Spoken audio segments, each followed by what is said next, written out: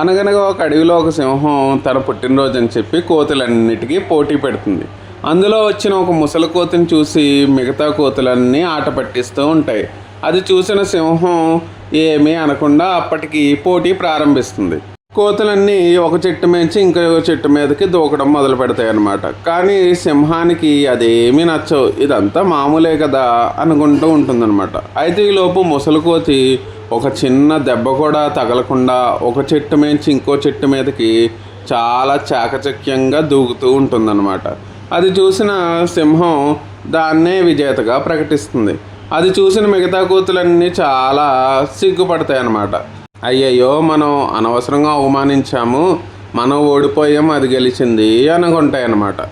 అప్పుడు సింహం, చూడండి, మీకు ఎంత విద్య తెలిసినా అనుభవం అనేది చాలా ఇంపార్టెంట్.